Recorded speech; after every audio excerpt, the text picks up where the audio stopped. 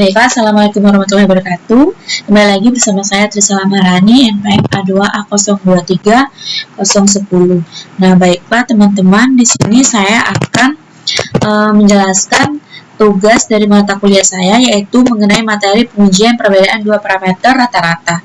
Nah, sebelumnya di sini saya akan menjelaskan parameter hipotesis rata-rata ini bertujuan data yang uji perbedaan data rata-rata yang untuk sampel yang tidak bebas, dan yang kedua itu untuk data yang sampel yang tak bebas. Nah, baiklah teman-teman, langsung saja kita akan melakukan langkah-langkahnya melalui aplikasi SPS. Yang pertama, seperti biasa, kita siapkan dulu datanya di Microsoft Excel. Nah, di sini sudah ada persiapkan data pengaruh metode pembelajaran, inquiry, dan drill terhadap kemampuan berpikir kritis siswa. Nah, langsung saja di sini ada metode inquiry dan di sini ada metode drill. Nah, langsung saja kita buka aplikasi SPSS. Nah, di sini kita tandai dulu di sini karena ada dua metode, inquiry dan drill. Maka di sini kita akan tandai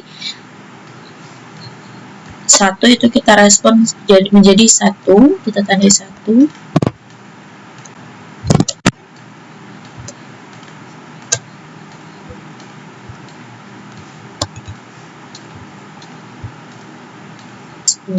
Dan pada yang drill itu kita tandai dengan 2.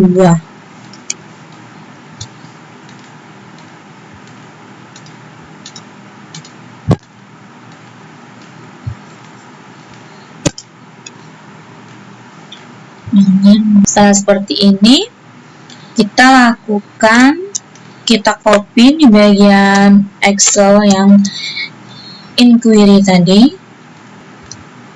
Kita copy terlebih dahulu ya teman-teman. Kemudian kita copy di responden 1.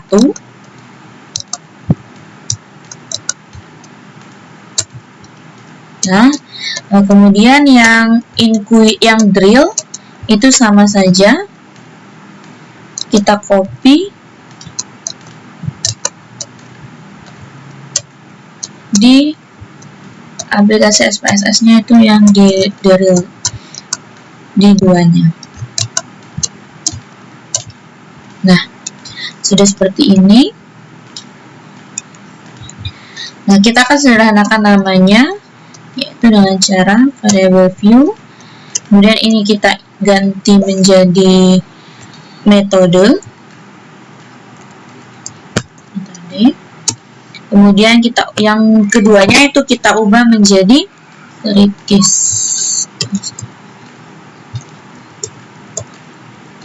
Nah, untuk menyederhanakan 0 di belakang koma di desimal seperti biasa kita ubah menjadi 0.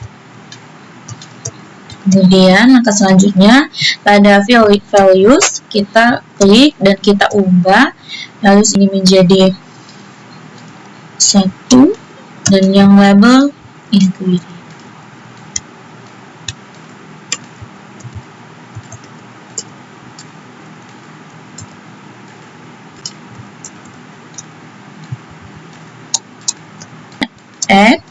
Oke. Dan yang ini sama, kita ubah menjadi 2 dan ini menjadi drill. Dan oke. Nah, seperti ini kita klik ke data view, sudah muncul seperti ini ya teman-teman. Kemudian kita harus menguji analisisnya dengan cara klik analyze, kemudian complement means, kemudian independent sample t-test. Nah, muncul seperti ini ya teman-teman. Kemudian langsung kita letakkan kritis itu pada variabel S dan metode pada grup variables. Nah, setelah itu kita klik define group, kemudian grup 1 kita tandai 1 dan yang kedua kita tandain kedua, continue, kemudian kita klik OK. Nah, sudah muncul seperti ini ya teman-teman. Tabelnya ada tabel statistik dan independent time sample test. Nah, untuk mempermudah penjelasannya, datanya sudah saya pindahkan ke Word seperti ini. Nah, teman-teman, sehingga memudahkan kita untuk menganalisis ataupun untuk menjelaskannya. Nah, di sini pada tabel grup statistik 1 terlihat di sini bahwasanya mainnya itu kemampuan berkritik siswa dengan metode inquiry sebesar 8,20. Nah, sedangkan standar deviation-nya itu ditandai dengan 0,919 atau 0,19. Nah, serta untuk metode drill-nya ini dengan rata-rata mainnya sebesar 7,17 dan standar deviasinya itu 1,467. Hal ini dimana menunjukkan secara deskriptif kemampuan berpikir kritis siswa dengan menggunakan metode inquiry lebih tinggi dan lebih konsisten daripada metode drill. Kemudian untuk independent sample test-nya di sini sudah saya salin untuk penjelasannya itu pada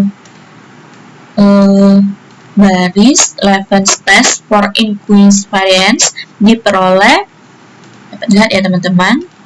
Nah, ini diperoleh F-nya sama dengan 2,191 dengan V-voltnya itu 0,154 yang lebih besar dari 0,05, dimana berarti varians populasi kedua kelompok sama atau dapat dikatakan dengan homogen.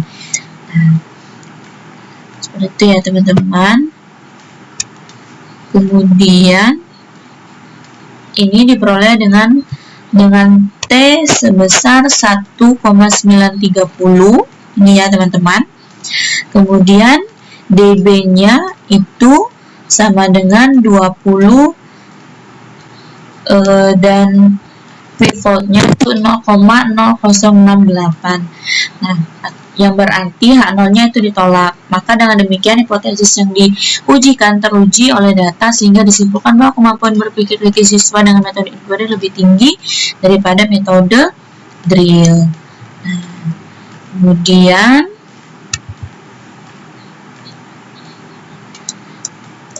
kita kembali ke SPSS tadi ya teman-teman.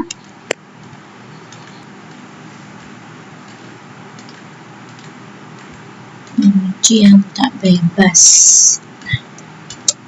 Oke, kita harus menyiapkan data seperti biasa, data di Excel ya teman-teman. Ini adalah data yang saya punya di Excel. Nah, di sini perbedaan hasil belajar siswa sebelum atau ditanda dengan I1 dan sesudah ditanda dengan I2 diberikan media pembelajaran. Nah, kemudian langsung saja kita blok semuanya.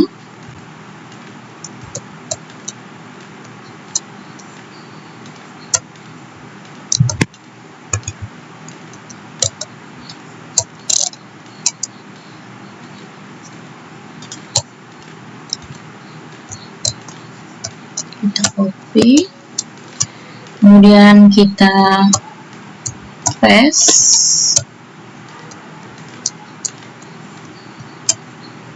SPSS.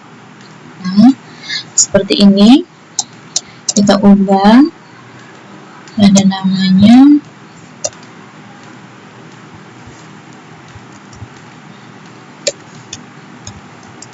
kita menjadi sebelum. Nah, ini kita menjadi sudah. Nah, kemudian di desimal kita ubah menjadi 0 agar lebih sederhana ya teman-teman. Kemudian setelah ini, nah untuk menganalisisnya kita klik analyze, components, kemudian kita variate sample di tes. Nah, di sini kita akan menunjukkan variabel 1 itu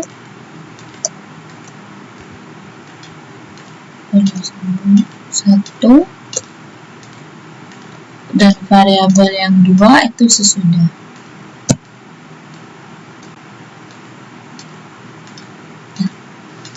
Seperti ini, kita klik OK teman-teman, dan muncullah seperti ini tabel variate sample statistik, variate sample correlation, dan variate sample test. Nah, seperti biasa ya teman-teman, untuk memudahkan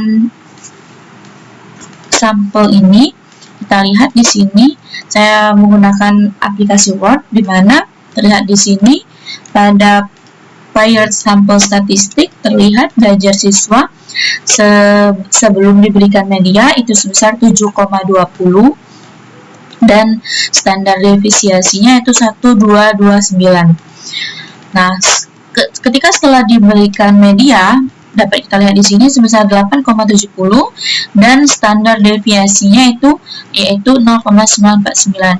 Maka hal ini dapat dikatakan terdapat perbedaan rata-rata belajar sebelum dan sesudah diberi media pembelajaran. Nah, kemudian pada tabel variate sample correlations ini diperoleh koefisiennya setelah dan sebelum diberikan media itu sebesar 0,029 dan p-value-nya itu 0,051 atau lebih besar dari 0,05, yang berarti dapat dikatakan hal tersebut signifikan. Kemudian pada tabel variate sample test, di sini teman-teman dapat kita lihat diperoleh perbedaan ataupun rata-rata media antara sesudah dan sebelum itu 1,5. Nah, dari hasil belajar sebelum dan sesudah. Sedangkan bermakna setelah diberi media itu pembelajaran menjadi lebih tinggi dan daripada sebelum diberikan media pembelajaran. Kemudian standar elemennya menunjukkan angka kesalahan baku itu perbedaan rata-rata sebesar 0,307. Maka selanjutnya harga statistik T sama dengan 4,881 dengan DB sama dengan 9 dan p-value-nya 0,1 atau lebih kecil dari 0,05. Maka HO-nya itu ditolak. Dengan demikian dapat disimpulkan bahwa terdapat perbedaan hasil belajar siswa yang signifikan antara sebelum dan sesudah diberi media pembelajaran. Nah, mungkin itu saja yang dapat saya sampaikan teman-teman. Mohon maaf apabila ada salah dalam penyampaian dan kekurangannya. Saya mohon maaf, saya akhiri. Wabillahi taufiq wal hidayah. Wassalamualaikum warahmatullahi wabarakatuh.